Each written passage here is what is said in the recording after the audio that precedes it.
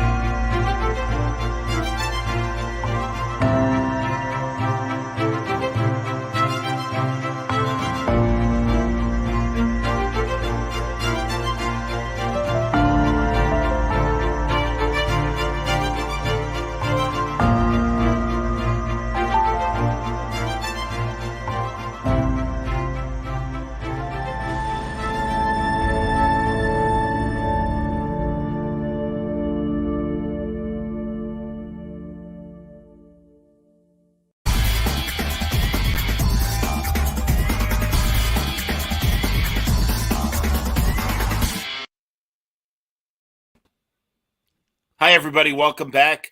It's John Sunderson, Word Balloon, the Comic Book Conversation Show. Man, I'm really excited about tonight's show because it gives me a chance for all my worlds to collide, as George Costanza would say. Radio, music, comics, podcasting, all because I'm talking to a good friend from Chicago radio and a great podcaster himself. How you doing, everybody? James Van Osdol, obviously going to speak a lot better than I do tonight. Good to see you, James. Hi, John. Let's just celebrate the production value that you bring to this live Word Balloon stream. And just the intro, that I could watch an Alex Ross commercial all day long. Fantastic stuff. You know, Sal Abenati, Alex's art rep, is like, hey, you ought to do a podcast with James Van Osdol. And I'm like, that's a great idea. Is he okay with you talking like that, doing an imitation? Okay. You know, it's great, man. I'm at a Terrificon in Connecticut while Lollapalooza was going on here. And I want to compare Woodstock 99 to the modern music festivals of today. And certainly, you know what you're talking about in that area as well. But I'm there and I'm interviewing John Romita Jr. on stage. And we're talking about various people. And I'm like, you know what I like about you, Johnny? I'm like, you are a real New York guy in the same way that Sal Abenati is a real Chicago guy. And I always describe Sal as a Chicago alderman. And I mean that in the best possible way, because as you know, man, at the cons, Sal is in a suit. He is absolutely game on, total professional. But again, our Chicago accents betray us. And it's, Alex is working on this outstanding Fantastic Four graphic novel for Abrams and Marvel. It's going to be outstanding. And it's like, that's right, Alderman. Thank you very much. The mayor's waiting for your call. Thank you very much. And he loves it. And he's like, I know you call me an alderman. And I'm like, dude, you know I say it with love. And he goes, I know. But really, Johnny ate it up. It was so great. So, I love Sal. I'd like an Italian beef with giardiniera on it. Yes. And you know, as we know, just like New Yorkers with their accents from the boroughs and stuff, that's just Chicago, man. It's sausage. Chicago. It's not sausage. It's sausage. That's right. My dad was like that. Or also, did your family? And in fact, being in the dark right now. Hey, yeah, Jen, close the lights. All right, we don't want to waste electricity. Not turn off the lights. Close the lights. And you wonder why people from outside of America, when they come here, have a really hard time with our idiomatic way of speaking. Absolutely, man. You know, I love right down the street from. God damn it. By the Green Mill, the great music stage in what is it? In Uptown. In Uptown. Chicago. What's the Riviera? Yeah. I mean, I love both the Riviera and the Green Mill being, walking distance from each other as they are. And again, there's another great highlight of like great Chicago stages and stuff like that. Sure. And Love seeing shows at the Riv. I just saw Midnight Oil there a month Really? or so ago. Oh, that's great. This is the last tour, as they say. It was fantastic, man. I bet. The sound there was great. They for those who aren't in Chicago, the Riviera holds maybe 2,500 people. Classic theater in Chicago. Tons of huge acts have played there. It's almost an underplay for big bands when they come through. And it was in some state of disrepair. And I think post-pandemic, they put some money back into the venue. Like the seats in the balcony are super comfortable now. That's great. Yeah, it's a great room. Jesus. I honestly, I think the last show I saw there, and it was a long time ago, was Ben Folds 5. Sure. Perfect place to see him. Yeah, and no bad sightlines, no obstructions. I mean, you really. I would argue that. I would tell me, man, because again, it's been a while since I've been there. I love the people who run the place, and I don't want to sound too disparaging, but I remember I went to see Robert Plant there several years ago at this point, maybe 5 or 6, and I got there too late. And after a certain point, they don't let you on the main floor area, like in front of the stage. Then the balcony was all closed; it was full, so I had to stand by the back of the main floor by the bar where there are no sight lines, and to me, Robert Plant on stage was a rumor because I couldn't actually see him on stage. I couldn't tell you what he was wearing. I heard that voice, but I couldn't physically see anyone because it was just all heads, all eye level, straight to the stage. But that said, love the Riviera, love Jam Productions. Oh, there you go, man. Absolutely. Let's a little nod to our local major music promoter as well, Jam. Live music, of course, as well. God, and really, before we get into Woodstock 99 and the sad shit about Woodstock 99, you have been a fixture in Chicago rock radio for a long time, and I won't age us, but I mean that in the best way, because truly, man, you've both in books and podcasting, and all three, and radio and stuff, you've had these wonderful opportunities to talk to incredible bands and really chronicle the music of the 90s, and I think that's fantastic. Well, thank you, John. And I want to fixate on something you said. You don't want to age us. I think this idea of age, especially as it pertains to media, is such bullshit. I think Bill Maher said it really well. He said that ageism is the last tolerated prejudice in America. And I see it all the time, and I see it in radio. And as far as I'm concerned, I am proud of how old I am. I've earned the gray hair in my beard, and it is weird. It's like Logan's Run in radio. Especially in rock radio, it's like, oh wait, my life clock changed color. What do? Do I go to Sanctuary? Yeah. Do I run? I don't know, but I know I can't keep doing this anymore. That's the perception. It's all so ridiculous. We're runners now. Absolutely, man. We're runners. Watch out for the Sandman. Absolutely, man. You are killing me, and you're right. And dude, hey, I hold no ill will to the people of formerly CBS Radio, now Odyssey. They downsized during the pandemic. I got launched. Fine. I love what I do with my podcast. Right. I got a great audience and great sponsors that support me and give me an affordable living. Not a great living. I'm not living a first-class life, but I am able to stay in my place. I am able to pay my bills. And you're right about ageism, and I am really militant about it as well, because guess what? With age comes perspective, and I won't call it wisdom, but experience, and we don't make the rookie mistakes, man. And that's really important. And again, I try to stay humble and have a good sense of humility. But it's like, hell, man, even at conventions, and luckily C2E2 and Terrificon are exceptions. But the big two, a lot of times, they're like, John, we love you, but we'd like somebody younger. We'd like somebody. We'd like a woman. We'd like a person of color. We'd like someone of a different orientation. Hey, as a middle-aged white guy. Beyond ageism, we're the last demographic that people want to hear from. Sure. I am down with that, but by the same token, we do kind of know what we're doing. And when we do get the opportunities to host, I am pleased to say that creators, publishers, media companies are like, "Oh man, you really know what you're doing." And it's like, well, I've been doing this for specifically podcasting for 17 years, Chicago radio for 30 years. And, going back downstate to Bloomington, Illinois, 35 years. Wow. So it's like, yeah, I do kind of know what I'm doing. Sorry. But anyway, enough about us. Let's discuss. Tell everybody the titles of your books about rock and everything that you put out there. Well, okay. So I wrote a book.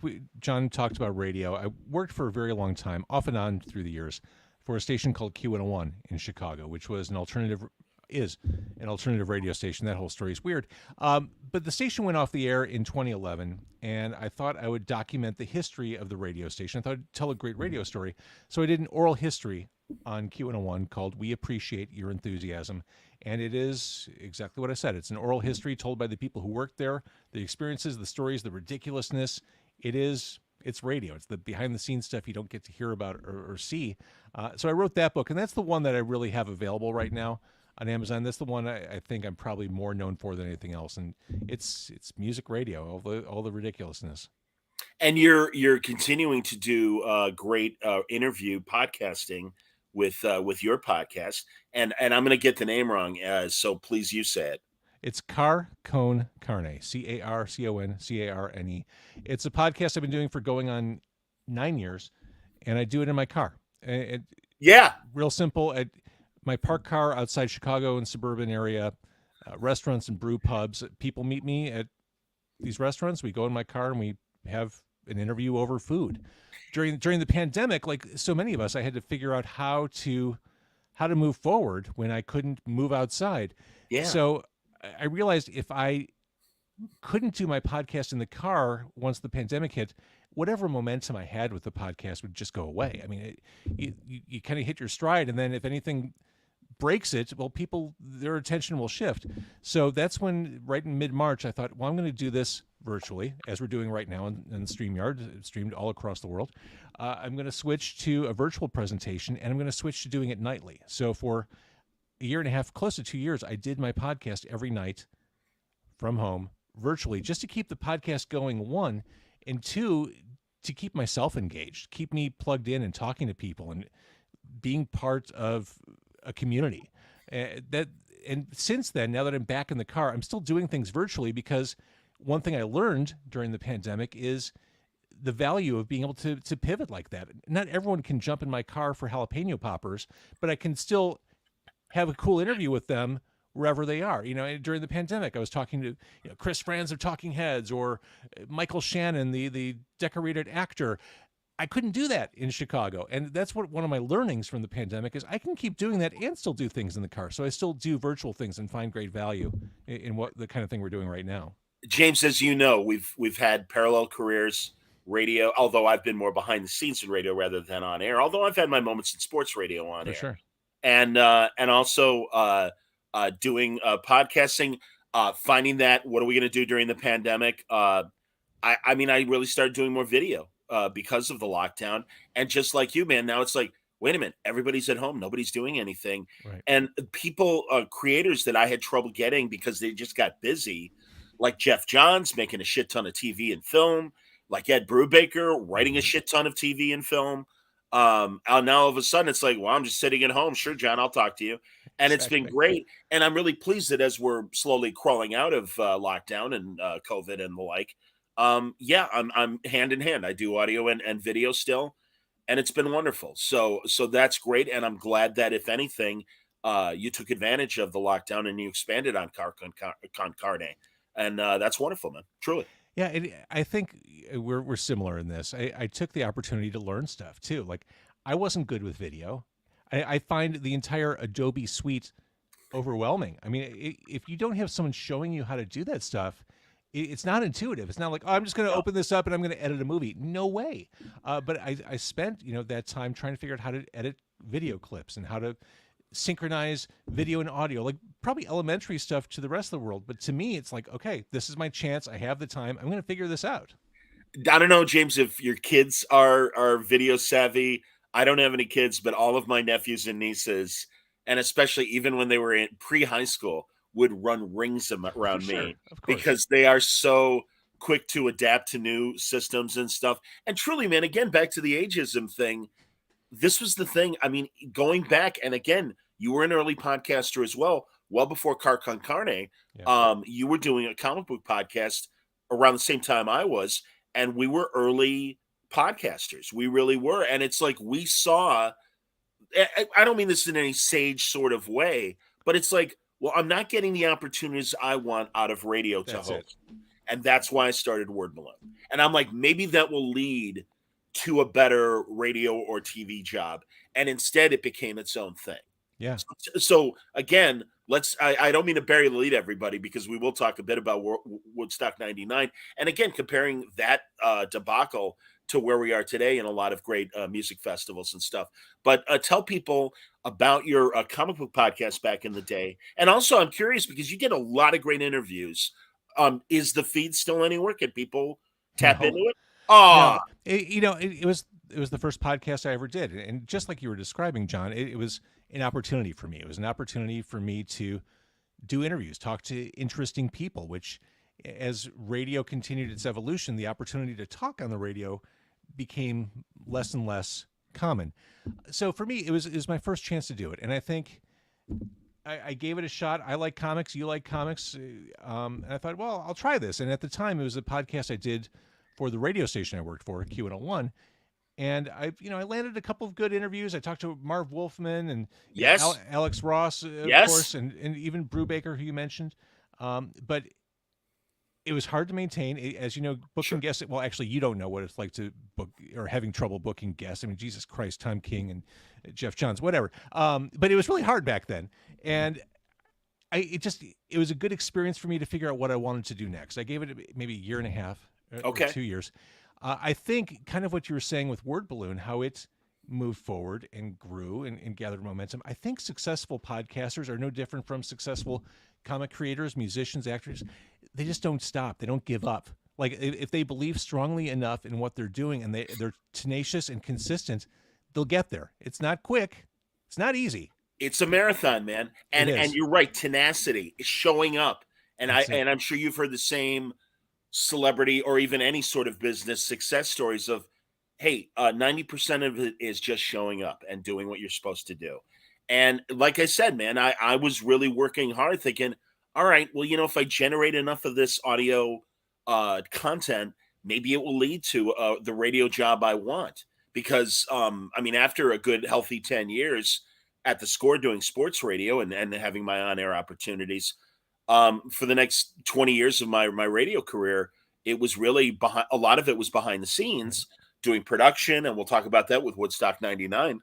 But it was, and really, I was lucky in my last couple of years rejoining CBS radio, and Ron Gleason, who runs WBBM, the news station here in town, is like, do you want to report live traffic? And I'm like, do I want to report live traffic? I don't know. Does anyone want to do that? Exactly. I felt like Howard Sprague on Andy Griffith, like, actually, my job is very interesting. And it's like, I have to say it was very interesting because it was live news. And as you know, sadly, much like a lot of the big cities, we have a lot of violence on our roadways, sadly. And I don't mean to laugh about it, but it's true. It's like, okay, there was a shooting on the Dan Ryan. They're shutting it down. And it's like at the top of the hour now, we go to John Suntress in our traffic department. What's going on, John? Well, right now, unfortunately, we had a gun incident, and yes, the police have shut down Dan Ryan. So please use alternate routes. Back to you in the studio. And it's like, all right, I'm Clark Kent. That's right. Who the fuck knew I was going to be Clark Kent in my career? But it was a nice final few years of radio after doing a lot of commercials and audio production of segments and stuff. So yeah. So again, you never know. To be clear, you're talking WGBS Clark Kent, not Daily Planet Clark Kent. Exactly. Morgan. I'm working for Morgan Edge. Yes. Mm-hmm. How does Superman cut away from doing the live news and going to take care of a world catastrophe? That was the best thing about those 70s Superman comics. It was really interesting because it's like, wow, all right, Daily Planet's not sexy enough anymore. Let's make Clark a newsman, TV newsman. And it's like, all right. Brilliant. And again, and it's great. You'd have those little panels of like 2-inch videotape machines. Fortunately, I recorded my newscast before having to go and put out that volcano. And it's like, the best, man. And I get to talk to people like Marty Pasco and Elliot Maggin, those great Superman writers of the 70s and stuff. And James, I'm sure you felt the same way when you were interviewing Marv and even the contemporary people like Alex and the like, where it's like, I can't believe I'm talking to these people. This is a blast. All the time. It's funny. You mentioned my history in music radio. Musicians don't freak me out. They just don't. I've done hundreds upon hundreds of interviews, but it's those guys. I mean, those guys that are the connection to my childhood and growing up and kind of shaped who I am. Those are intimidating for sure. I hear you, man. No, and it's luckily I think our radio years, by the time we were podcasting, it was like, All right, we're comfortable with this because truly, I felt that way at the Score, talking to a lot of my sports heroes and stuff. But after 10 years of doing it, I had really reached a level of comfort Sure. within myself where it's like, all right, I could put that in the back of my head, do the job that I need to do. And again, luckily, it's carried through on the podcast. I'm talking to by the end of the week. I'm pre-recording these, but to tease some upcoming episodes, I'm talking to Christopher Priest. I'm also talking to Dennis Cowan. Oh wow. And yeah, man, and exactly, I mean, James and I are close enough in the same age. I'm a little bit older, but 80s Dennis and the Question and his Batman runs and everything. That Milestone documentary. Well, that's why I'm talking to Dennis. Yeah, on HBO. I loved it. My only problem with it is that it was too short. I could have watched another hour of it. I hear you, man. No, and I'm really looking forward to talking to Dennis about it. Also, Reggie Hudlin, but unfortunately, Reggie's busy. Reggie is another guy that I got to meet through comics, and as you know, again, 90s expert, House Party, Kid and Play. Those fucking movies were amazing, and those were Reggie. Reggie directed the first two. That's amazing.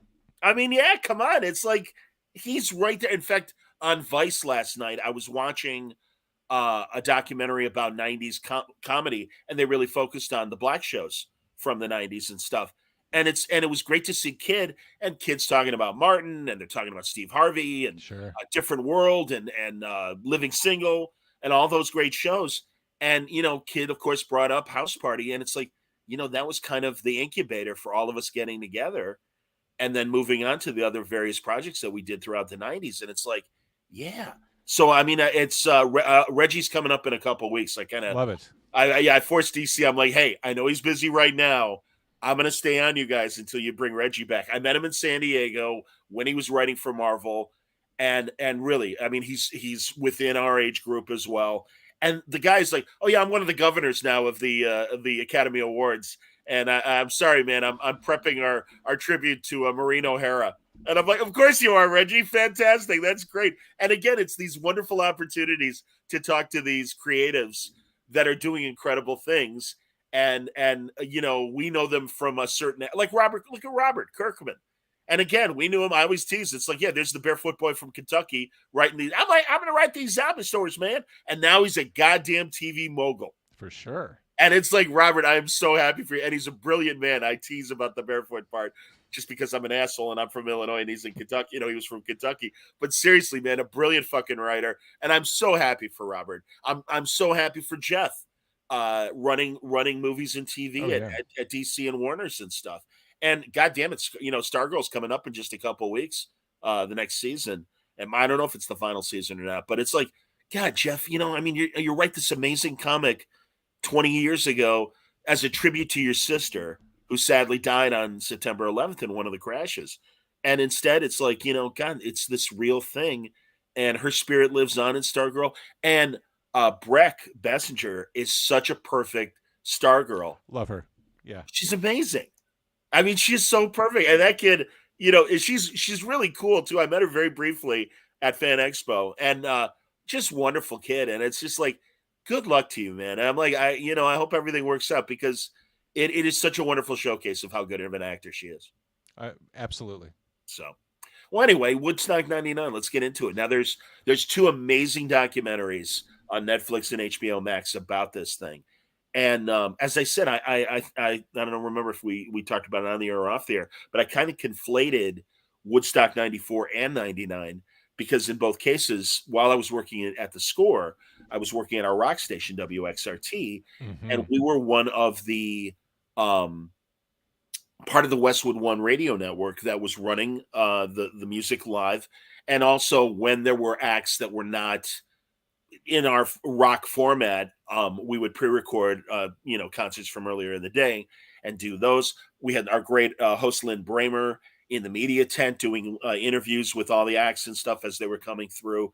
And it is such a shame because Woodstock 94, celebrating the 25th anniversary of Woodstock, was reasonably successful in terms of being a fun concert. And, things were reasonably calm. Not the case with Woodstock 99. Well, we could stop there. I wouldn't say they were reasonably calm. I mean, 94? Talk to me. That was with all the mud. Like people were hurling mud at the performers on. That was 94. That was also 94. Yeah. Okay, all right. All right. iconic Nine Inch Nails performance, mud caked. I mean, that's also the same Woodstock where Jackal like took out a gun on stage. I mean, it's not like 94 was this pristine moment. It pales in comparison to what happened in 99, but it certainly was a far cry from the hippy dippy 1969 Right. Woodstock. And 69 had at least, I mean, just from an overcrowding problem again, never enough supplies, never enough bathrooms, never enough showers. And I guess you're right. Shame on me for not remembering That was that not shame on 94 had you. that. There Well, are no, no, but there are I no get it. penalties here. No penalties. No, it's not. Well, like I told you, man, this morning when we were talking, it's like, hey, we're just gonna hang out. We're not, we For don't sure. have our expert hats on. But it is interesting, both of those shows, and that sadly the great music that happened in 94 and 99 was eclipsed by all the and it's certainly more so in 99, just the anarchy that it devolved in. Down has a comment about 94. Putting it up. Hold on. Sorry, I don't see it right now. I see it. All right. Well, that's good. Hold on. Because my all of a sudden my screen froze. So I'll let you read the comment, please, James. It went away. Oh, did it go away? See, there you go. But that said, you mentioned the two docs, both very different. Like I thought, well, there's no need to watch both documentaries. There kind of is for 99. Like it's unbelievable how much stuff you get out of both. All right, now you can read it. No, feel free. Right. Keep going. All right, he says, or she says, I'm not sure. I apologize. Doubt. Yes. 94 was the one where there was mud due to the water, and I heard the porta-johns were overflowing into the mud pit. That's what I heard too. Kind of, and people, doing slip and slide in the mud, hurling mud at the artists on stage. It became a little bit Lord of the Flies like there. Again, nothing like 99, but it was a thing. Well, but also it was like 99 in terms of the same problem happened. And the overflowing of the toilets, and again the mud getting mixed with the shit, frankly. Ugh. Yeah. And oh god, I was watching the Netflix one this morning, and they're talking about on Sunday, and this one, I mean, so many great interviews with just attendees. And, and talking about how, God, I woke up and I had all these cold sores in my mouth, and they had trench mouth because they had drunk contaminated water. I mean, plus the supplies, and my God, I mean, again, this is 23 years ago in 99's case, and almost 30 years ago in 94. But with the scarcity of supplies, water went from like $4 a bottle to $12 a bottle if people had water to sell, and again, it just fed into the anger and the anarchy of the attendees, and in both cases too, not enough security. Well, security flat out abandoned their posts in 99. It's not even that there wasn't enough. The ones who were designated as security, I mean, they just took their jackets off when they walked into the Air Force Base and became part of the crowd. I mean, it was like a prison yard. Yeah, that is the other thing too. The venue, which you would think, all right, well, this is an abandoned or a closed down Air Force Base. Maybe it's good, but you're right. And also they're like, well, it's fenced and everything, so maybe that'll provide extra security from gate crashers being able to come in. Of course, that didn't stop anybody. Of course, hot tarmac, no water, no security. It was rife with problems. And at this point, the question people are asking, that we're asking probably tonight, is what is the legacy of an event like Woodstock 99? Is it the greed? Is it the $4 or $12 water? Is it the violence and the assaults that happened? I want to let you know that because I'm sure you see that I'm not looking at the camera right now. I'm bringing up my laptop so that I'll be able to watch behind the stage and understand what's going on the camera as my camera kind of, and my laptop just kind of readjusts itself. Every now and then you get bugs. You know how it is, James. Oh, I do. Have you had any interviews where you thought you recorded them, and then all of a sudden it's like, yeah, nothing recorded, and you're like, I haven't. I've certainly had that happen. I haven't had that happen for a very long time. The worst time I can remember that happening was a very long time ago. It was 1996. Again, very long time ago. I had just interviewed Stabbing Westward after they put out what was their second album, Wither, Blister, Burn, and Peel. Did a wonderful, in-depth 25-minute interview with Christopher Hall and Walt Flaccus, and realized that the reel-to-reel, which is what we used to record on in 1996, hadn't been running, didn't record. fortunately, because they're nice Midwestern boys, they were generous and kind and agreed to do it all from the beginning. But yeah, that's a horrible, horrible realization when you look down and realize, oh my God, I never hit record. What do I do? I hope they're cool. Yeah. All right, my laptop's working again. Dowd had another comment. The thing about 99 that always bugged me, having been in concert security myself, when they started the fires, why the hell did the Red Hot Chili Peppers start playing Light My Fire? Yeah, no shit. And same with Limp Bizkit inciting the riot on Saturday okay. night. We Talk should, to me about that, James. I don't know. Well, first of all, the willful ignorance of the booking of Woodstock 99, the ignorance to what kind of acts they were putting on that stage. I certainly am the last person on earth to defend Limp Bizkit. Not a fan, but a couple points. I've seen Limp Bizkit before. The shit that Fred Durst said on stage at 99, isn't that different from what he said at the Riviera in Chicago? That's kind of what he does. Also, again, not defending Limp Bizkit, but I would imagine if I were on stage, looking out into the crowd, when you're on stage, any stage, and you have the lights shining on you, you can't see anything. You can see movement in mass, but you couldn't pick out someone's face in the front row because of the stage lights. Yeah. I don't know how much Limp Bizkit saw going on other than, oh my God, people are losing their minds and this is great and we're having the best show ever. I don't know. But it's unfair to pin everything on one band. True. The people, and Limp Bizkit is far from the only band that incited things at 99. ICP, which I don't think they talked about Insane Clown Posse in either of those two docs. ICP on their side stage, which I think was their emerging artist stage or something. Yep. They were throwing $100 bills from the stage to see what kind of chaos they could stir up. That was something that happened at 99. They were whipping the crowd into a frenzy by throwing money at them at an event where people couldn't afford to buy the water. There's so much, and seeing the promoter, what was his name, John Scher? Oh yeah, John Scher, yeah, and Michael, and I forget Michael's first or last name, but yeah, go on. I thought I couldn't believe that they agreed to be interviewed on camera. Like they don't have enough self-awareness to understand what they did was stupid and wrong. It's shocking how little self-awareness they had. Yeah, and again. Was it ignorance? Was it just pure greed and them? Okay, we're unfortunately in charge of a shit show. We're going to put the best face on this thing, despite everyone there, both attendees and the media there, are like, Jesus, man, you got kids climbing up and tearing the stage down and starting all these fires, and then all the sad, true tales of the mosh pit and other situations where women were physically abused. I mean, it's really, really sad and sick. And again, you watch those at the moment press conferences, and it's like, well, kids are having fun. And then even like you say, to be interviewed now and be like, well, it was really a small city, and I'm not condoning what happened, but you could say proportionately the abuse that the women suffered would be proportionally equal to a city of 200 or 400,000. And exactly, it's like, are you even realizing what you're fucking saying? Jesus, shut up. Yeah.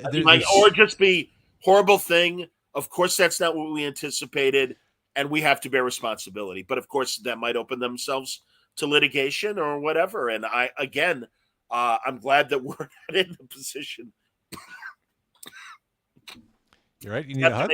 I'm fine. I had to make excuses. Bronchitis, lingering bronchitis.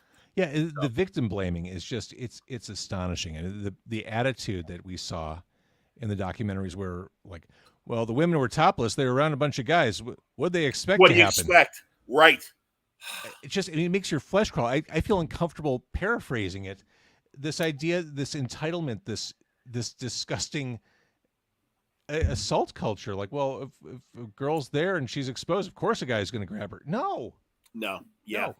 And also, James, I mean, and I know this based on our conversations and knowing each other all this time. I'm not going to speak for you. I consider myself a classic liberal. I do have issues with the younger generations judging things by today's standards as opposed to understanding context. In fact, I had a guy on who I really like who wrote a great book and was kind of shaming 1940s comics for being misogynist and the damsel's always in distress. And I'm like, look, I'm not saying that was right, but movies were doing it, radio was doing it, every fiction was doing it. Why are you singling out comics? Don't you think things are better now? Well, we'll see so far. And I'm like, look, but that said, these atrocities that happened in 99 are inexcusable in any era. And again, when you have that many people, you've got, as promoters, a responsibility of having the right amount of security. And I don't know what the right ratio is. When you have 400,000 people, do you hire 600,000 security people? I honestly don't know. And so feel free to comment on that. But also, I really want to know, because you're going to the live events. I mean, I really appreciate and love the fact the kids are able to go to Lollapalooza here in Chicago and have a great time. But sadly, Grandpa's a little too old to do that shit anymore. Oh, stop. No, what I mean, honestly, James, is I prefer the small venues. I do and too. Seeing, and I'm sure you do, but I really do love, I mean, Riot Fest as well, which is coming up very soon here in Chicago and stuff. These are great venues. What do you think they're doing right now, learning from the mistakes of 99? I think security at these events in the modern day are, I mean, pretty airtight. Yes, you can point to fence jumping at various Lollapaloozas, but I mean, women aren't getting assaulted out in the open and getting cheered on by hundreds of douchebag, shithead, entitled white boys. It's not the same thing. But yeah, to your point, I would always rather go to a place that holds 200 people than 200,000 people to see music. The idea of going to any music event and watching the band perform on a screen because you can't see the stage is a turnoff for me. If I go to a show, I want to be in it. I want to be immersed in it. I don't want to feel like I'm going to the drive-in. I'm with you, man. Great comments right now that I want to reflect on. Again, I guess Stout was a security guy back in the day. He says the thing about it is promoters have a set budget for security. The breakdown from his experience, depending on the act, is mostly one security person per 150 guests. That's a bigger act is at a small venue. Peter asks, so why do you think it took 20 plus years for all of us to revisit this event now? Maybe we see the origins of the last few years of anger there. Maybe. And yeah, man, sadly, a lot of what happened in 99 is reflected in a lot of recent activity and sad activity from society in the last couple of years. I don't know. Yeah, I mean, we all acknowledge it was a shit show, but the recent documentaries have brought it all back to the surface. And when you look back, it's profoundly uncomfortable to watch this stuff, to see this stuff, to see the behavior. It's you can't take your eyes off it, but by the same token, it's really unsettling. But I'm glad that it is being pointed out, and yeah, again, we gotta own up to the bad things that happen in our society, warts and the good things and the bad things. 100%. And yeah, man, I mean, again, it's I had forgotten about a lot of the horrors of 94 because to me it was just wow, again, and I'm back safe in Chicago. And literally cutting up Lynn Bramer interviews that he was doing with people there. And also, God, I remember like Winwood in particular, Steve Winwood doing, some great songs. And it was a really tough edit because we took it from the network feed. And Norm Weiner, our local program director, is like, hey, man, do what you can to get right to the music and try and get as clean of an in to Winwood singing as you can. And you kind of miss that great organ and intro to Dear Mr. Fantasy. But luckily we were able to kind of patch together. And this is pre-digital. I mean, right. I hate to admit it. I mean, this is 94. So I really was able to kind of manipulate with splicing tape and a razor blade what we needed to do. And I was so pleased because you know how it is, man. Again, as audio guys, when you can make a great edit or whatever you need to do to make something cleaner. And it was great. And Norm's like, way to go, John. That's excellent. And I'm like, oh, thanks, man. And yeah, man, seriously, it was a little victory for the day for me. I'm like, very cool. And that's why I do have fond memories of 94 in particular. But also, as again, you point out, like Insane Clown Posse and some of the hip hop bands that were at 99, they didn't fit the rock format of WXRT. So we would take previous, concerts from earlier in the day and play them in the prime hours and stuff. And it was just this really interesting thing. And that's what I loved about doing radio and especially live radio in terms of, okay, you got to do this stuff on the fly to present it to your audience and localize it and stuff like that. And I mean, even being in the background in that way, it was really exciting. And I think, especially in sports, when you are reacting to game on the field and you're doing pre and post games and stuff like that. I mean, watching, and I really have a great appreciation, as I'm sure you do, for the live television days. And that's the closest you get to that, is covering news and sports. Sure. And that's exciting. And that really, that really fed my broadcast nerd buzz of, I love what I do, and this is great. So that's all. There you go. There's a comment. Wow. Doubt says, John, I broke my neck catching a crowd surfer being sexually assaulted by concert goers while I was trying to catch her. Wow. Doubt, honestly, I really appreciate this this input and stuff. And he says, for hip hop acts in New York, there's literally a hip hop police division that shows up for any hip hop act in any New York venue. I understand. And again, it's a shame. I don't know. And again, this is where I sound like an old man yelling at clouds on my porch, but it's like, I maybe rose-colored glasses, but it does seem that the previous generations were able to enjoy live music and maybe get crazy while they're dancing in the seats and everything, and a little bit of craziness, but not to the level of unfortunate violence that we saw. Yeah, I mean, let's be clear. People were getting the shit kicked out of them at hardcore shows throughout the 1980s, and violence at shows is nothing new. But on this scale, 99 was unprecedented. And again, I don't think it can be stated enough. The promoters are so culpable for all this, and this revisionist history where they didn't really know what these bands were about. They really didn't know what Kid Rock's shtick was, or what Limp Bizkit was all about, or what Korn was like on stage. It rings so hollow to me. Like, how I can't even imagine what those band guarantees were that they put up for those bands. If you're putting up, let's say, $250,000 for Limp Bizkit to play your show, you should you do know for sure what that band is all about. Yeah. Tyler says maybe having Korn and Limp Bizkit for band choices may not have been the best choices. Yeah, sure. But they were the music of the moment as well. They certainly were. And again, Doubt says it. Nu metal was in style at the time. If those acts weren't there, they probably wouldn't have gotten the ticket sales. Absolutely, man.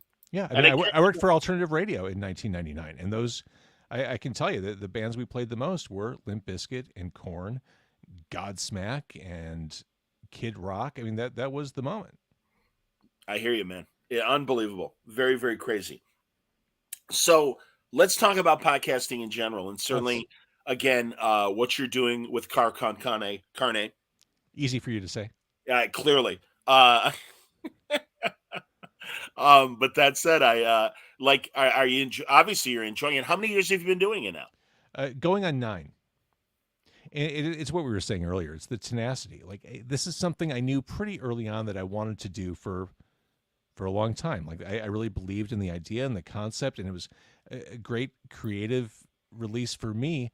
So I made sure to be tenacious and keep doing it and keep finding ways to move it forward, even on weeks that were harder to pull it off with small children, jobs, life getting in the way.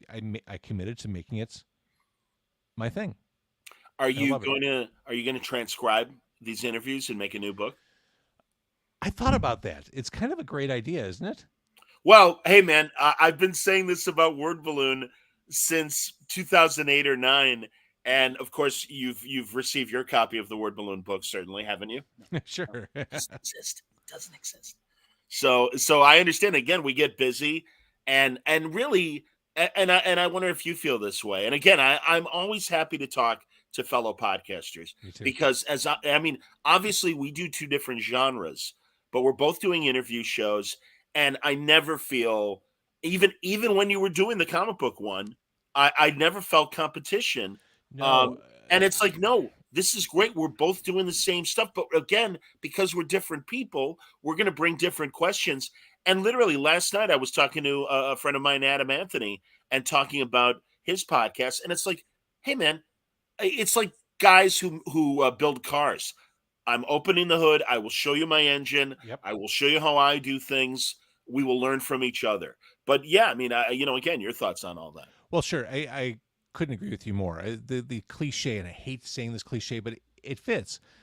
A rising tide lifts all boats. I am all for people succeeding in this space. The quicker we all succeed as podcasters, the more legitimate we become, the more successful we all become. So I'm happy, like you said, want to look under the hood, I'll help anyone. And to that end, it's funny.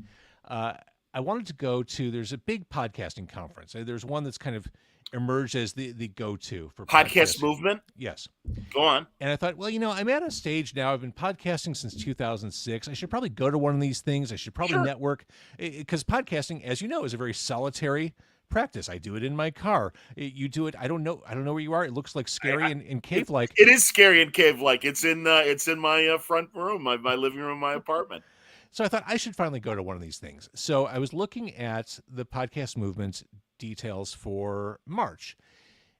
It was in Los Angeles, and I started pricing it out. Once you look at the admission to the conference, let's say $300, nightly hotel, even with a package deal, $300, not including tax and assorted fees. Airfare to get from Chicago to Los Angeles, oh God, and then ground transportation, meals. That's like $3,000 to $5,000 out of pocket. $3,000 to $5,000 I don't have.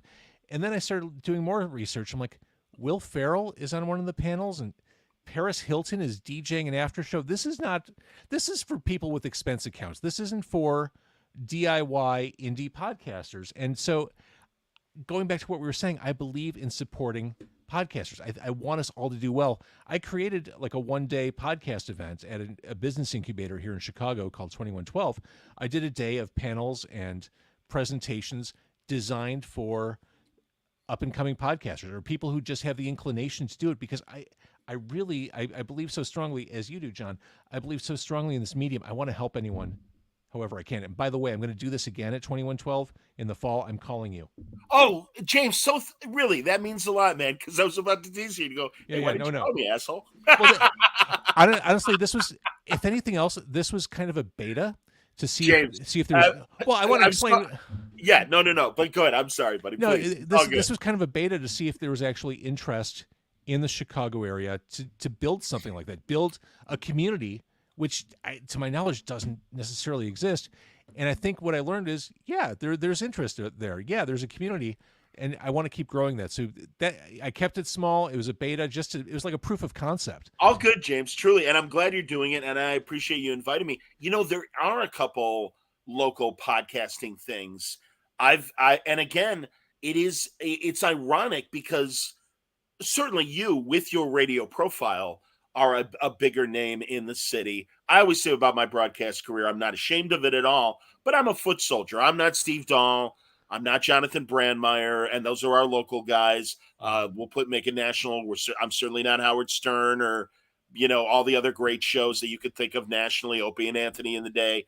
But that said, it is interesting. And again, because we are so insular with podcasting, sometimes we're not aware of the other shows that are here. Elliot Serrano, who used to write for Red Eye and stuff, he is plugged into that world. And there was a great event at the Beat Kitchen a couple of years ago, and it was all about podcasting and stuff. And Elliot on stage interviewed Art Baltazar. Oh. And it was great. And I just went and was part of the group. And I'm not, word balloons here. Fuck me. Good. Who cares? I mean, again, and I'm like, no, I just want to see what these people are doing. And again, and I'm sure every city is like this. But again, our experiences here in Chicago, but we have great dramatic podcasters here in town. And truly every genre is being exploited in the best way. And it is wonderful to watch how everybody does it and share this information. And I'm so with you on podcast movement. Sadly, that's been the case with San Diego Comic-Con. And as much as I love going, I always refer to it as very expensive summer camp because we're out of town and we see all of our out of town friends and it's 5 days of a shit ton of fun. But just like you said, without even trying, you're dropping $2,000 to $3,000 for those 5 days. Absolutely.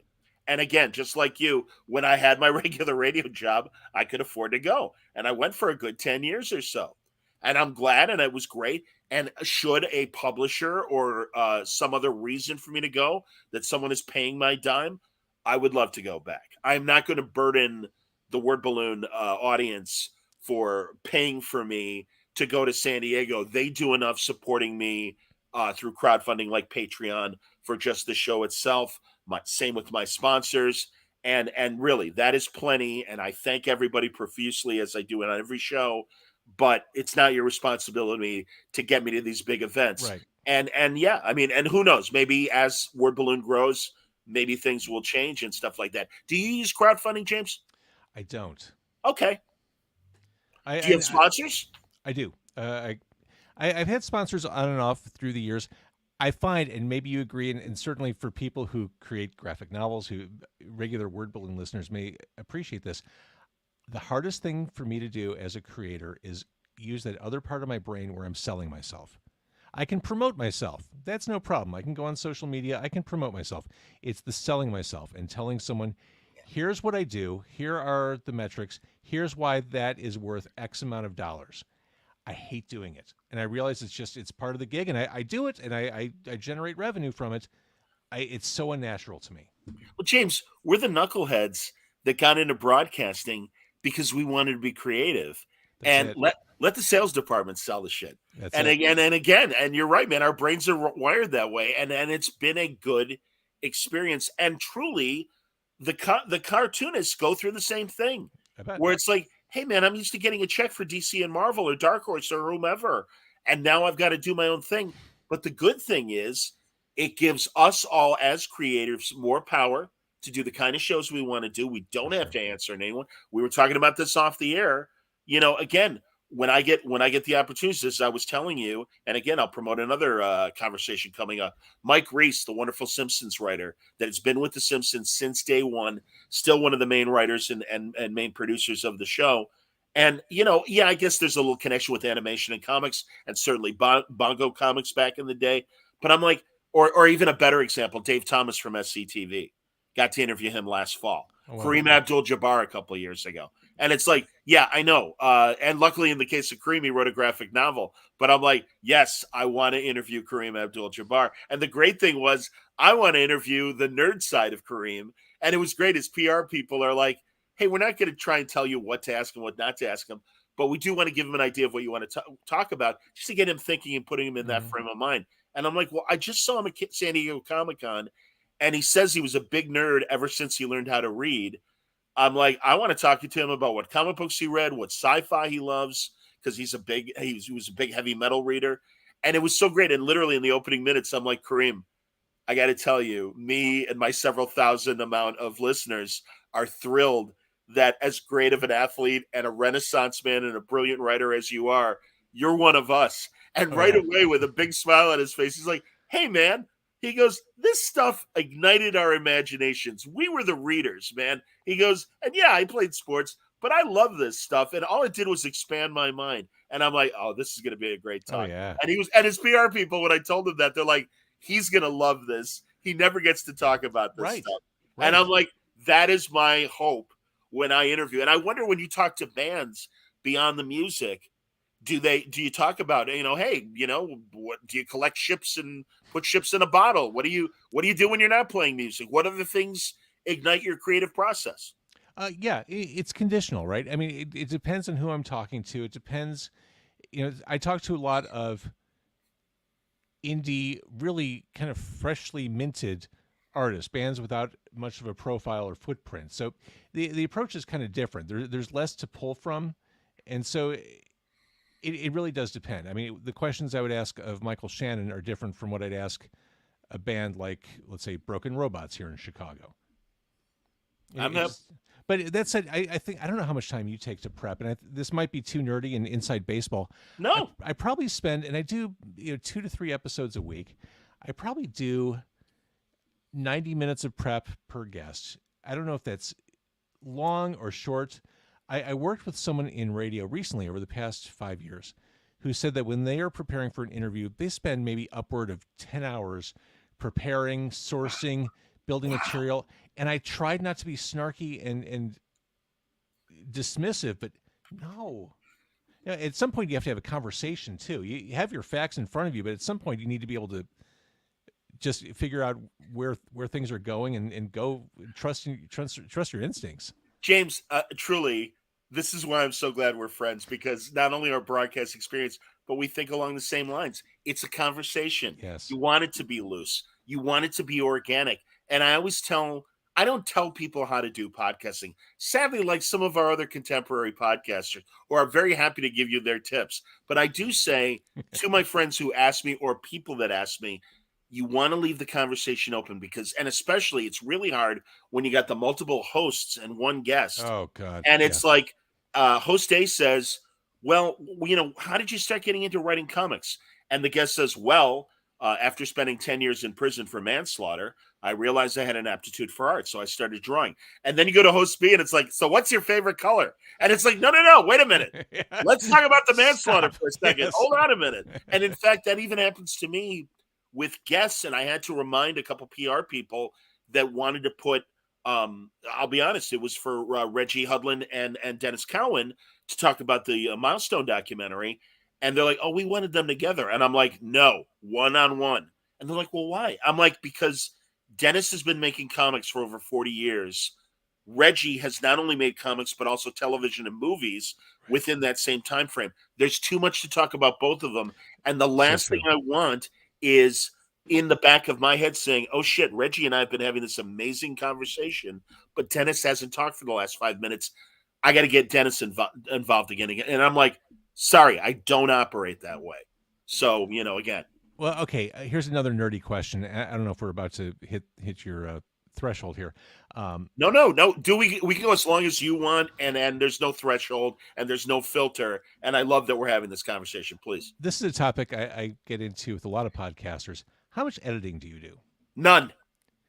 I mean, unless they're like, oh, shit, John, I just revealed that I'm doing a Batman miniseries. Right. DC will kill me. Please cut it out. No problem, James. Again, this is That's so just wonderful, dude. You edit in your head. In any interview, any conversation, and this isn't disrespectful about the people I talk to. When you hit the point of diminishing returns. When it's when things are on the downward cycle, and leave them wanting more. Showbiz 101. When you've hit that point. If you're spending painstaking minutes and hours after the fact, excising every breath, and awkward whatever. First of all, there's no, to be a corporate weasel, there's no ROI on that. And second, it's not authentic. I mean, I think if you do this long enough, you kind of know how to run a conversation, and what it'll sound like on the other side. The great Bud Shulberg, the wonderful screenwriter and novelist, got to interview him before he passed away when he was in his late 80s. Massive boxing writer. He wrote The Harder They Fall. He wrote the wonderful From On the Waterfront, the Marlon Brando speech. I could have been a contender. I could have been somebody. Brilliant man. Had a bad stutter. Mm-hmm. And that is literally the only time where, because, I mean, clear-brained, wonderful things to say, but his stammer would cause unnatural pauses. Yeah, and that is probably the last time where I'm like, all right, let me trim that down a bit. In fact, I even remember hearing on ESPN radio an interview with Red Barber, and I could literally hear that, okay, man, I've heard Red talk just off the cuff and stuff. That man takes a lot more pauses. But again, also, it's network radio, and they got to make that interview fit. And right. Again, I bet you feel the same way. The ease of, hey, if we talk for 98 minutes, pardon me, you're gonna hear a 98-minute conversation. That's exactly it. And it's wonderful. And it's wonderful not having to break every fucking 6 minutes of, all right, we got traffic. Oh, we got news at the top of the hour. Got to break for a commercial. And it's like, and also, I have no problem, as I'm sure you don't, when the guests drop F-bombs or whatever swearing. And it's like, we're talking like people. Yeah, we're adults having a conversation. The adults swear. Let's not pretend otherwise. It's so funny. Going back to radio. Yeah. My most recent on-air stint, when I walked in the building, this was in 2016, I'd never voice tracked before. And voice tracking, for those who don't know, is pre-recording your voice and layering it into a show so that it sounds like you're live, you're doing your radio show, but it's not live. You could voice track days in advance. You could voice track multiple stations across the country. I'd never done it before. I'd only ever done live radio. Walking into this new job, I said, oh man, I feel weird voice tracking. This is going to be a strange situation. And my boss at the time said, oh, you're going to love it. Because of voice tracking, you will always have perfect breaks. You'll never mess up. Well, and to me, that is the antithesis of what a good radio host is. Yeah, it may make you a great DJ. A great DJ never makes mistakes. A great DJ always gets out of the break before that first vocal hits. The people who are great personalities are those who fuck up, because you remember how they recover. You remember the funny way they get out of stuff. That's what makes people interesting. It's not perfect 8-second intros to Smells Like Teen Spirit. It's them saying, oh shit, I queued up the wrong song. I mean, that's what makes people interesting. So the idea of voice tracking, and the reason why I bring this up is editing and being really picky about making sure you present the best possible you in a podcast. That person isn't who recorded that. And it's just a conversation. It should be as authentic and real as it was being recorded. One of our radio contemporaries here in town, Bob Stroud, produces his he does a rock and roll roots show that features oldies and he's a legend. For those who don't know, Stroud is stone cold broadcast legend. And I would have to, when I was at the Drive, the radio station he operates at, I would have to edit his hour-long rock and roll show. And it was fun to do. And you're right. And luckily, Robert is such a professional that he can make a pre-recorded show feel like it's live. Right. And everything. And again, that's a real quality of, and facet of his broadcast abilities. I'm so I mean, there's a guy, and it's obviously by choice, but he's finally stepping down.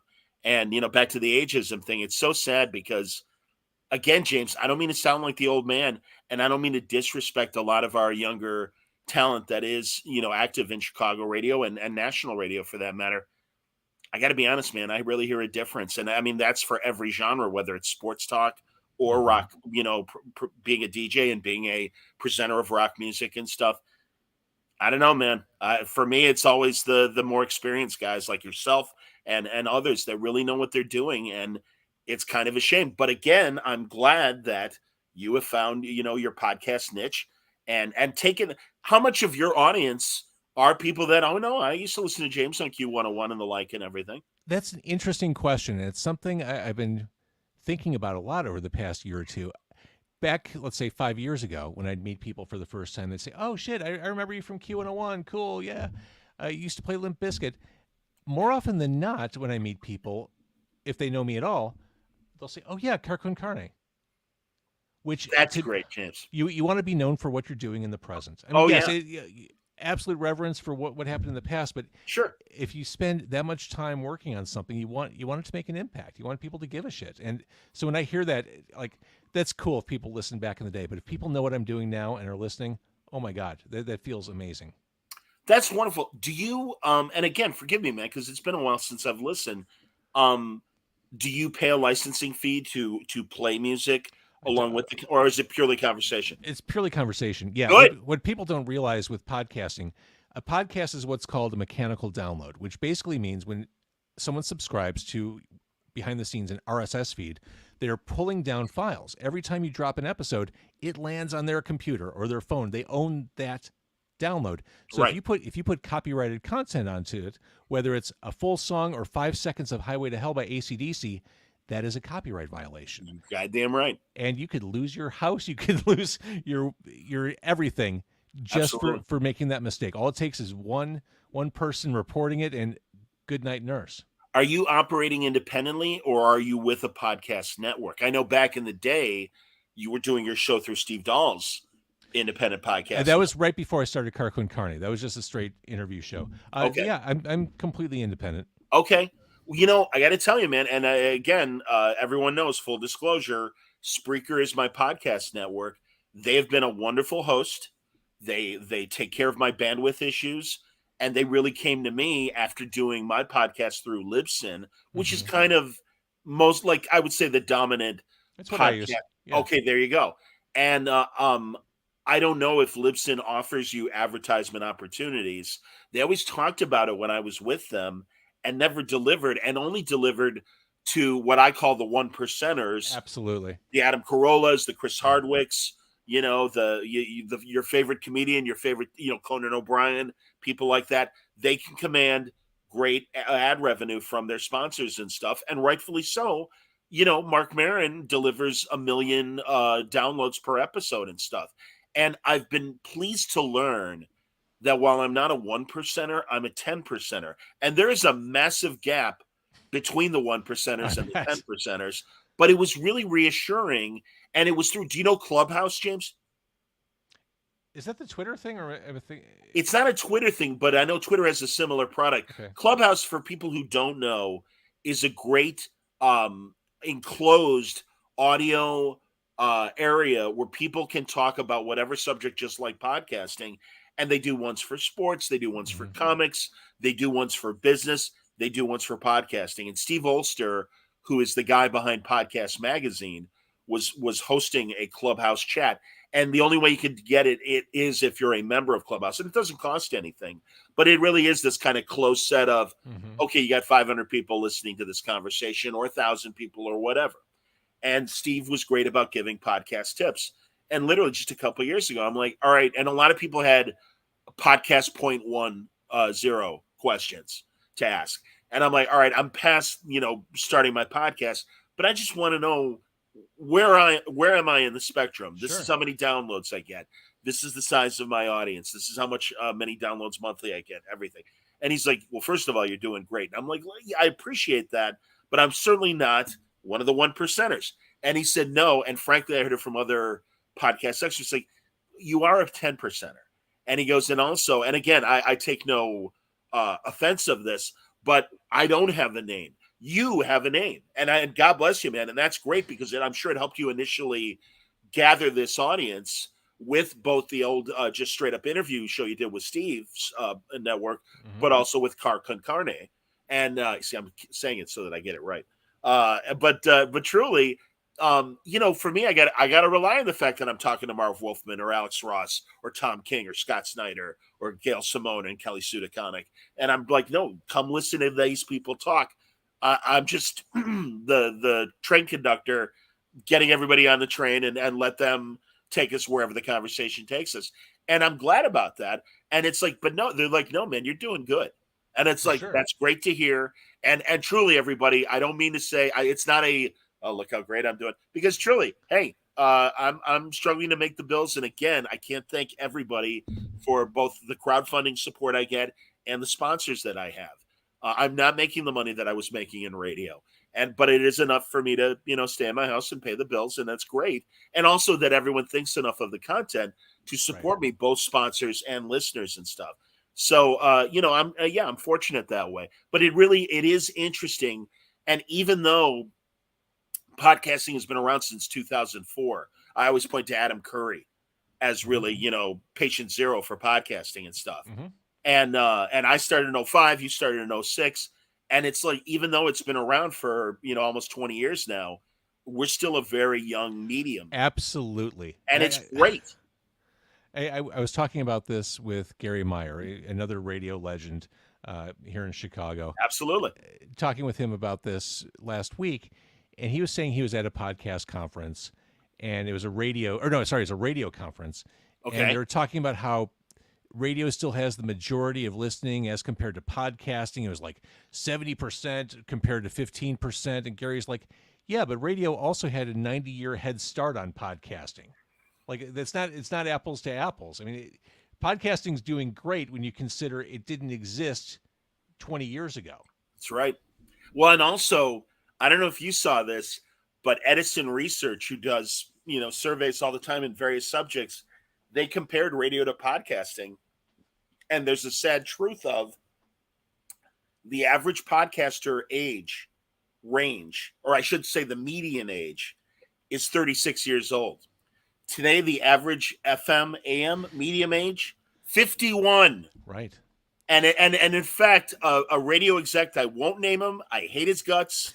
I used to work for him.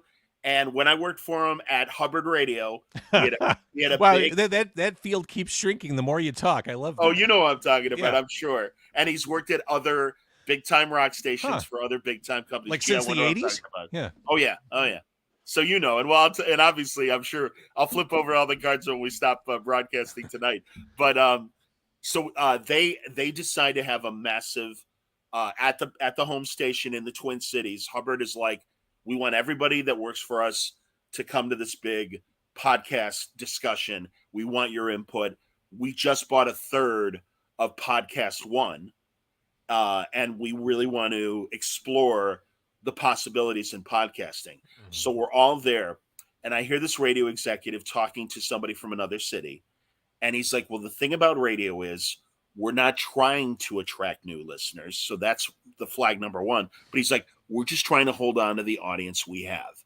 And that whole time in the back of my head is, that's great. But the sad news is your audience is dying, literally dying. And it's like, you better fucking figure out. And again, this was 2015. And it's like, and all these radio execs, and I don't know if this has been your experience, and I hate to sound like this, but to me, it's very David against Goliath, where so many radio execs are like, oh, we've got this whole thing figured out. You know who really gets podcasting? National Public Radio. And I'm like, yeah, because basically podcasting, and I don't mean this in a disparaging way, is they're like AAA, to put it in baseball metaphor. And they put money in their podcasts just like they put money in their radio shows. Whereas at this big meeting, they're like, so we want to hear all your ideas. And someone from another city is like, well, you're asking us to do extra work, so of course you're going to pay us, aren't you? And they're like, and we're like, yeah, that's great. Fuck you. Yeah, we'll keep our ideas, and fuck you until you learn how to pay us for our extra work. We're not going to help you. And that really was the bounce of the meetings.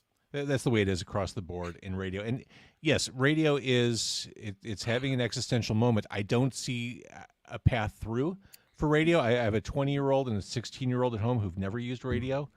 That's concerning. I mean, back in the day, that was where the money was. I think for radio, and we both, I'm sure, have a romantic vision to some extent of what radio is or what radio can be.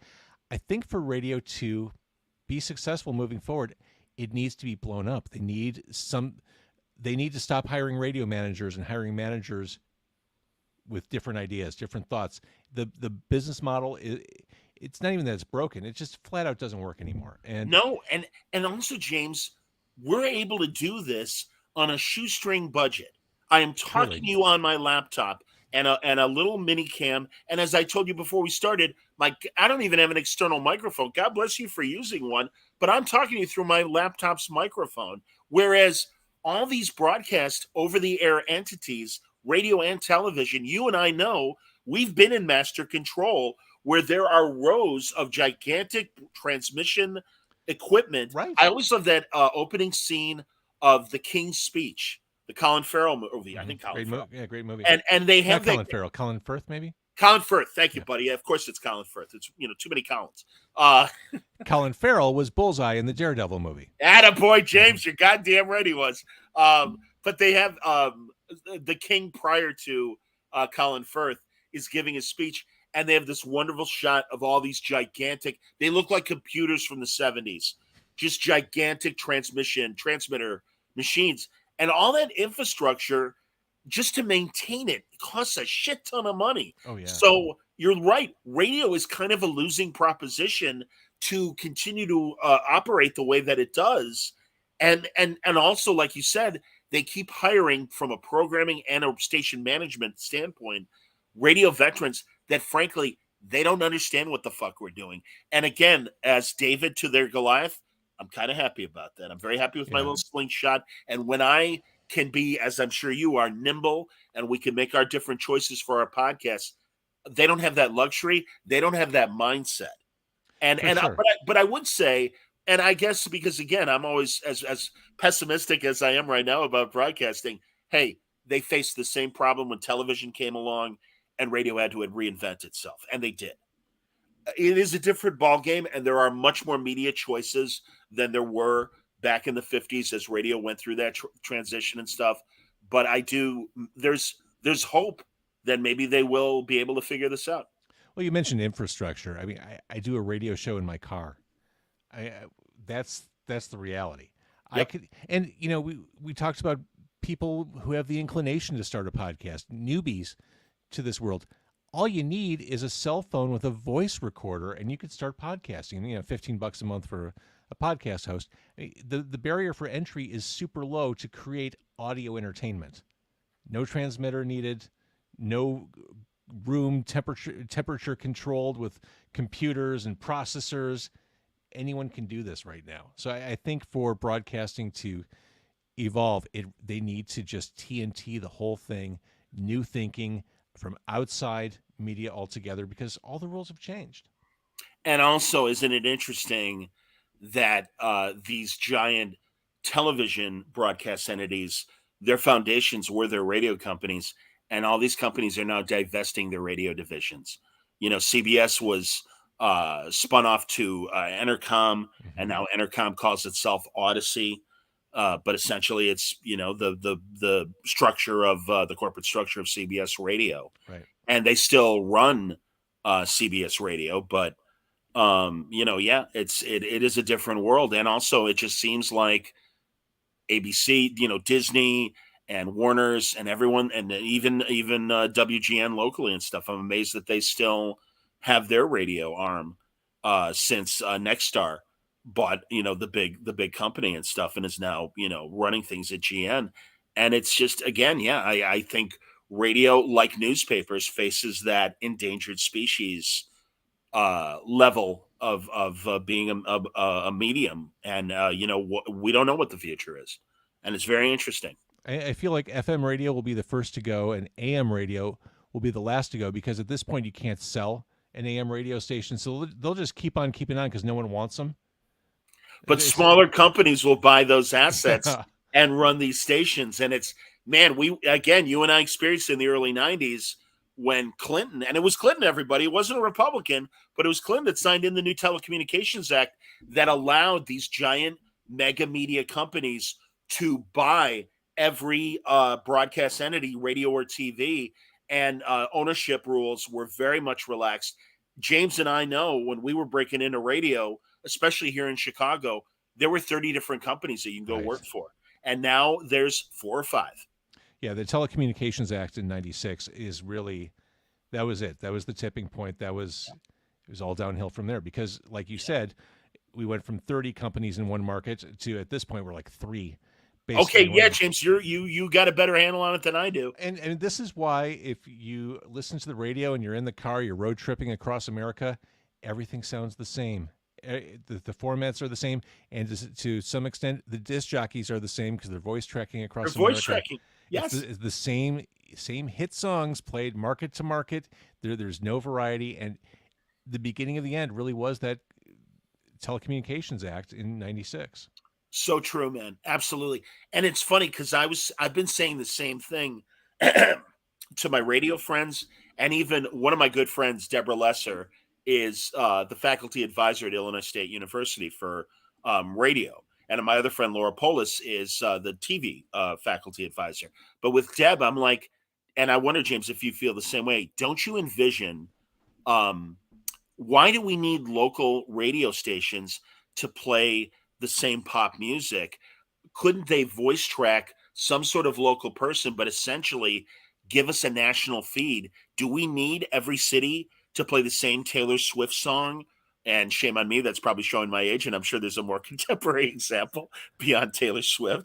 But you know what I mean? I really think music radio is going to be one of the first things to go from a local standpoint, because I don't see the need, other than the fact that from a selling standpoint, well, we want a local person because come see Joe Schmuck, our afternoon guy, at Jimmy's trackside, and then shake his hand or whatever. Yeah, spin the prize wheel.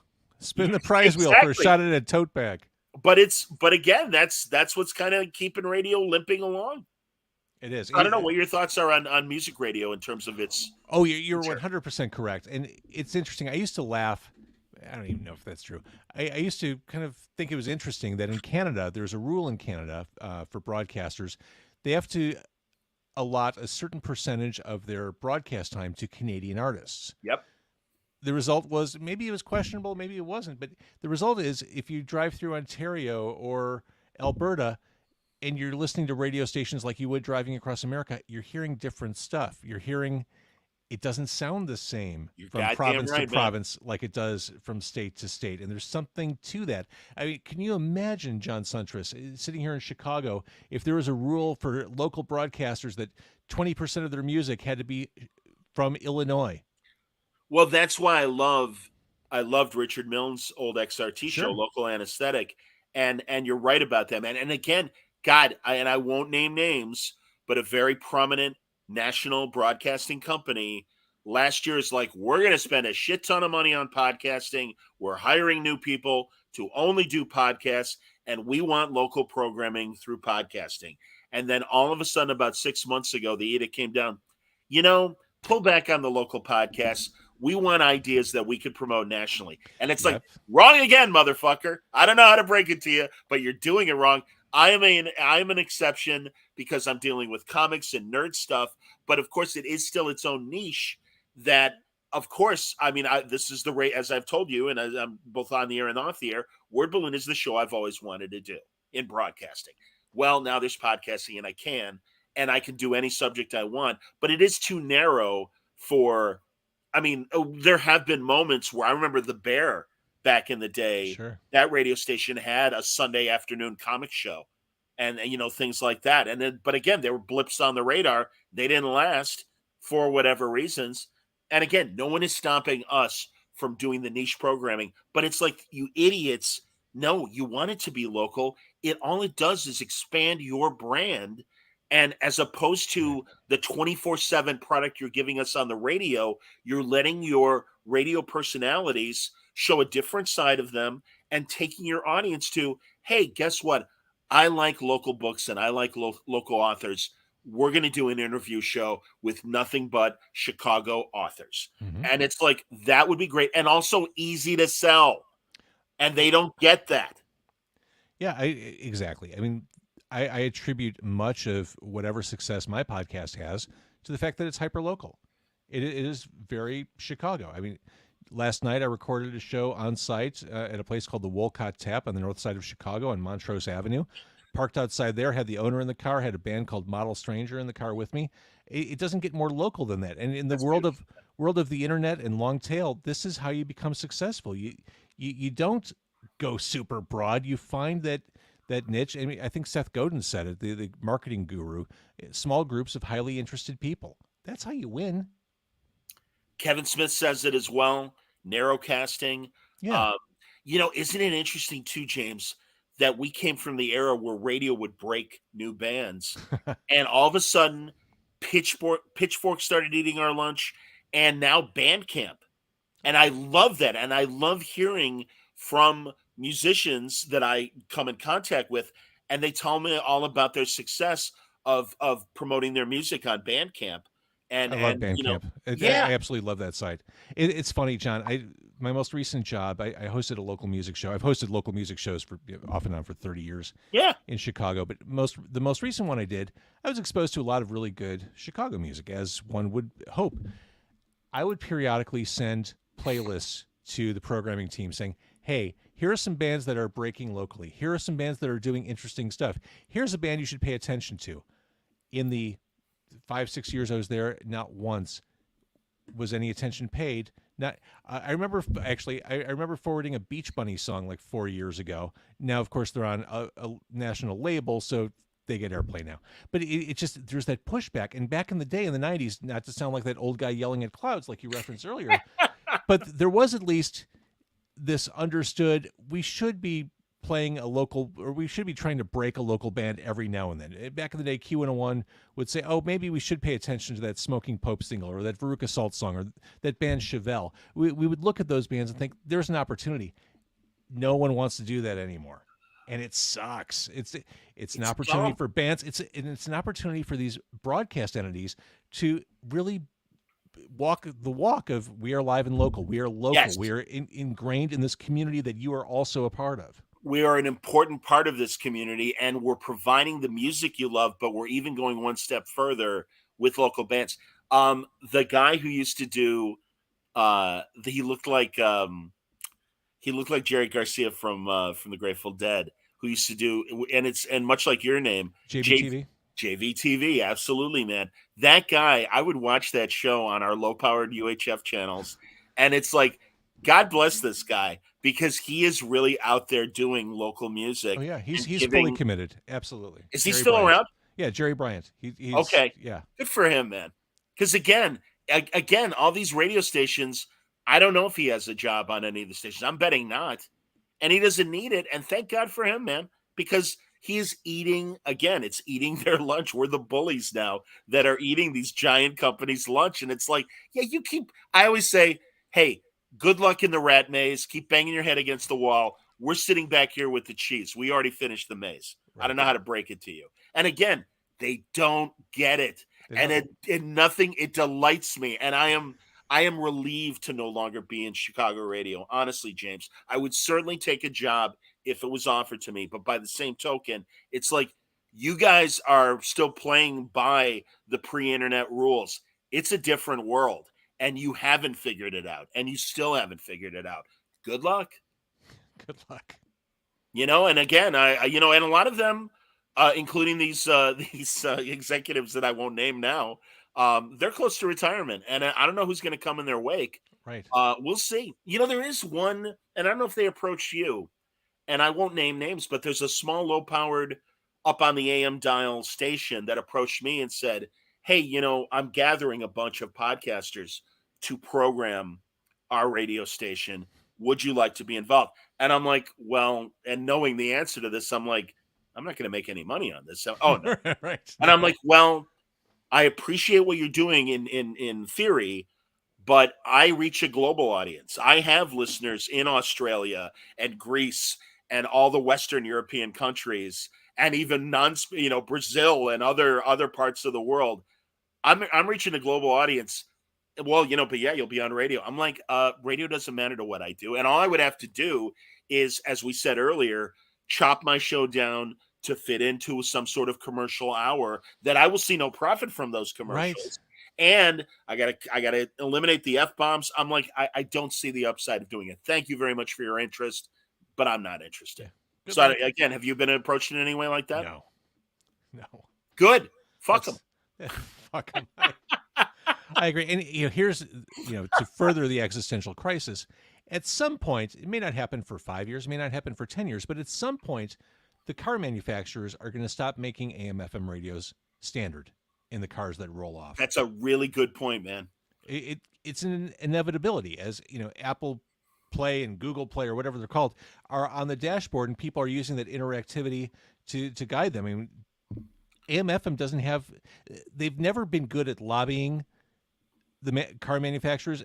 The collective radio industry never really consolidated one voice. They've never been good at that outreach to the car manufacturers. At some point, the car people are going to say, "Why are we doing this? That's not what people want." Right. And even further, how about that they had to beg and didn't succeed? They had to beg Apple to have some sort of AM/FM receiver on the iPhones. That was a years-long battle, and yeah. And okay, so AM/FM goes out of the cars. What then? If that's where people consume radio, what happens when that goes away? Again, maybe it's 10 years from now. I think it's an inevitability. I so agree. And also, I'm sure you found this at Q101. In my last 10 years of broadcasting, they were trying to promote, oh, God damn it, now I can't even think of, well, HD radio. Uh-huh.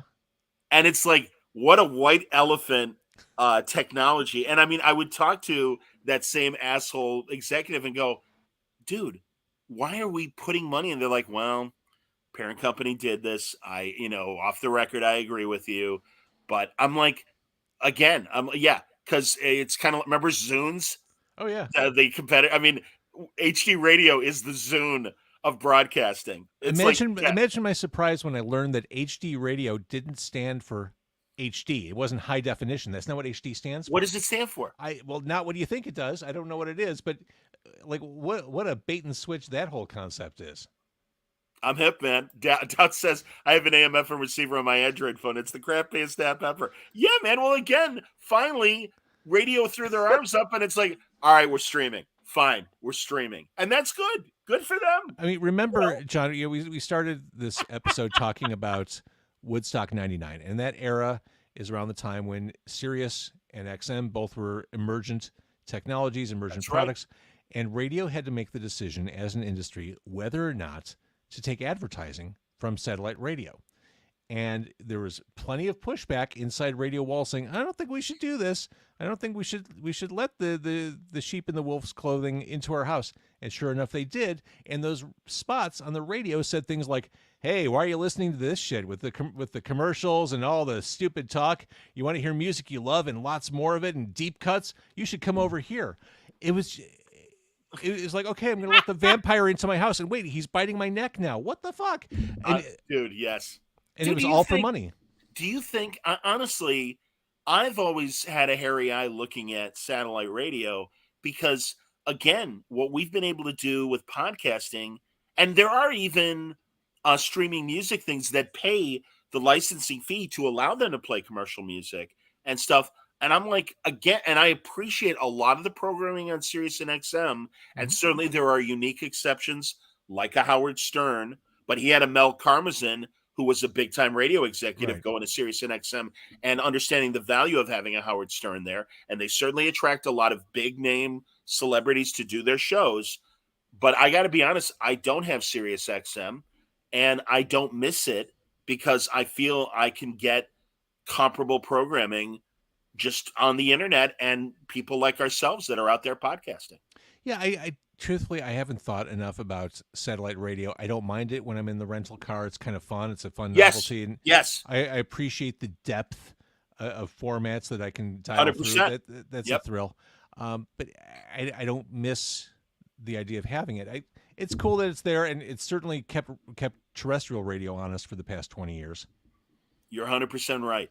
So, James, honestly, this has been great. You know, we've been going 90 minutes. I'll let you be.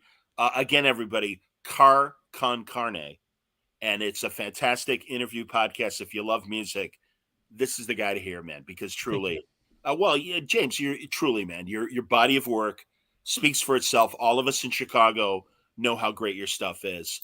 And I really appreciate that you're out there doing this. And also, again, I'm so glad we're friends. I'm so glad we're able to share this information. One last thing, and I only say this not to embarrass him because thankfully he's become a good friend as well. Your former producer for your comic book podcast, Pat Brower of Challengers Comics, literally everybody, and James knows, one of the best shops in Chicago. Hands down. Pat and Dal, the owners, and their staff, very knowledgeable. If you're looking for a certain genre, they will point you to the right books. They do it the right way. Absolutely. And I'm so glad we're all friends and everything. But there was a moment when you guys are getting started, and I found this out because of our mutual friends like Tim Seeley and Mike Norton and the like, where Patrick's like, well, James, and he was only speaking for himself. He's like, I want James' show to beat Suntress. I don't know who this fucking guy is. I don't care about goddamn word balloon. And it was great because Tim and Mike are like, he's a nice guy, man. He goes, seriously, he goes, don't be so hostile. He goes, John's cool. And thank God I got to meet Patrick and know him, and now he's one of my best friends. And even he said, I'll admit to it, man. I know. And he goes, and again, I understand. Some people get into this and are like, we got to beat that guy. And it's like, we're not in competition. I would always make the magazine shelf metaphor of there's Time Magazine, there's U.S. News and World Report, there's Newsweek. They're all covering the same subject. They have different people doing it. And if you're a junkie for this shit, it's just like binge TV. Absolutely. Dude, I am constantly searching for and luckily finding comparable interview shows, not only in other genres, but other comic book interview shows that I genuinely admire. I am happy to say Dave Harper and his wonderful Off-Panel podcast is a very smart show. David knows what he's doing. I love his interviews. And yeah, I'm like, thank God that there are more. And again, I don't say this with any like, well, you know, I'm the best or fuck that. Who cares? But, you know, because I got plenty of people that hate my guts, and that's fine. I got no problem with that. But it's like, truly, it's like, no, man, we want more. We want different shows. I listen to a million comedian interview shows because I love comedy, and it's great. Are there other non-music podcasts that you listen to? Yeah, and just to clarify a little bit, my sweet spot has always been music, and I it's a very natural thing for me to talk about. Sure. But it's not the only thing it's not the only type of guest I have on the show. Well, like you said, Michael Shannon, obviously great. Well, actor. And you know, I had Bill Sienkiewicz on. Speaking of comics, very recently, and he's awesome. Was it when he was at the museum recently? It was to plug the museum. That's great, man. No, I was sick as a dog. I couldn't go. But it was super cool. He did. For those who don't know, he was there's a museum exhibit through early September at the Dunn Museum in Libertyville. That's right. The far-flung suburbs of Chicago. It's Sienkiewicz stuff, and it's just, you know what that stuff looks like. I mean, it like his portrait of Jimi Hendrix, and there's the New Mutant stuff. It's just Daredevil. Oh my God! And he did a signing, man. and just fantastic stuff. But Electro, the point is, yeah. it's not just it's interesting people. It's people who I hope listeners will find interesting as well. And whether that's a musician, an artist like Sienkiewicz, or someone who wrote a book, or someone who's putting on a cool play, or a restaurateur, or a craft brewer, I'm open to it. I if it's interesting to me, it's probably interesting to other people. Again, and that's why, and thankfully, our listeners and viewers trust our taste. That if they don't know who we're talking to, it's like, hey, again, we've engendered this level of trust with our audience of, all right, well, if you're doing it, I'm going to listen. And it does. And I'm sure you're the same way, because sometimes I will do a not typical interview on Word Balloon, even like tonight, and I'll see the download numbers, and they won't be the same as for Right. Sienkiewicz. For sure. But I don't care. I just want this out there. And also, I don't want to face what I believe Keith Olbermann faced when he went from sports to news. And all these fans and critics alike are like, hey, you're the sports guy. I don't give a shit about your politics. It's like, don't tell me what to do. Right. And whether you agree or disagree with the way Keith approached politics, Keith is a great broadcaster. It doesn't matter. He's talking about things that interest him. You do it. I do it. And again, that's James, truly, this is exactly what I was hoping for in terms of this conversation. Woodstock 99 was just a springboard for us to talk about everything. For sure. And I don't mean to stretch out your podcast not at longer, all. But you hit on something that I love to talk about, and I'll just briefly talk about it. Take as much time as you need, James. It's totally fine. The notion of curation, I think in the age we live in now, as everything is algorithmically driven, whether it's your Spotify account or your Amazon account, everything that you might like is being determined for you. I think the lack of true curators, people who are finding cool stuff and who understand you enough to share that with you and think, well, you'll probably like that too. I think there's such value in that, whether it's you curating your guest list for Word Balloon, or the few remaining disc jockeys who actually tell you why a band's coming out that you should be interested in. There's such value there because we rely so much on technology. The human beings who step up and say, no, I'm going to help you figure this out. We're going to find some cool shit together. I think that's a big deal. Again, man, that's why I love the DJs of our youth and our contemporaries as well, because we trusted their taste. Yeah, for sure. And that really is what's I don't know. I don't listen to commercial radio. You know what I love? Me TV radio, because it's the last place where they really embrace the old top 40 format, when Dean Martin and Frank Sinatra would have a hit in the 60s and would knock the Beatles off the top of the charts. Right. Because they played everything. And they'll go from Shirley Bassey singing the Goldfinger theme song to Helen Reddy's fifth hit, not I Am Woman, not Delta Dawn, but Angie Baby. I mean, I know I'm throwing out old exactly, man. I know I'm throwing out names that you'll know. And I love that. And my buddy Bill Cavanaugh has been selling for them both TV and radio. And he's like, I have to do his voice. And he's like, you know what the biggest Steely Dan radio station is in town? And I'm like, I don't know, I guess XRT. No, it's us. And we play 30 goddamn, Steely Dan songs.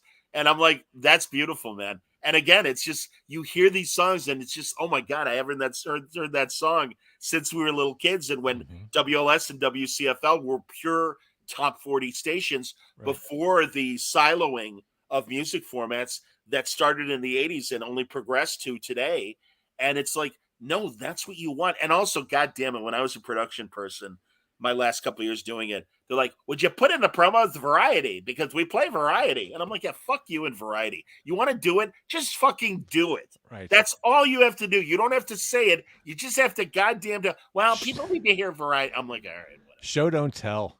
Exactly. And that's when I knew I was done being a production guy. And I never want to do that job again. I don't regret a year of it, but I got burnt out. And I'm like, I don't care about this.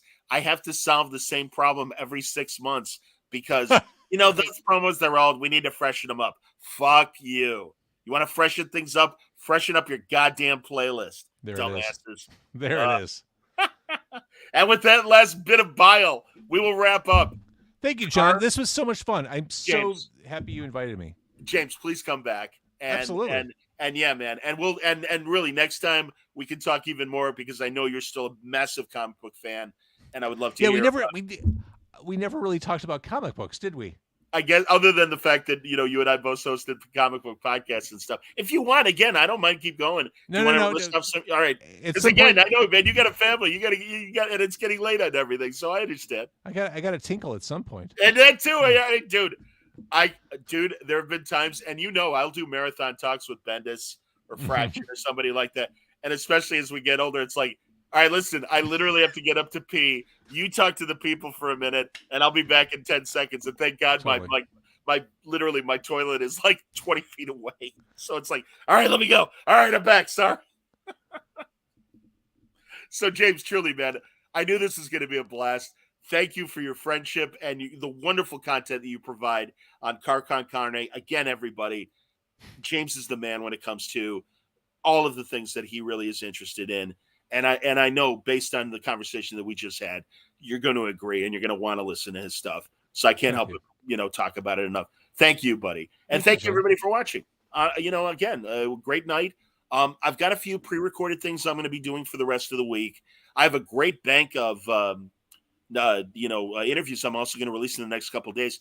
Brian Vaughn, not Brian Vaughn. Sorry, Brian Hitch. Trying to get Brian Vaughn. But Brian Hitch, we had a great conversation. I'm going to put that out. Mike Reese, the Simpsons writer, he's coming up. I mentioned Chris Priest. I mentioned Dennis Cowan. All that and more in the days ahead. So everybody, thanks a lot for watching tonight.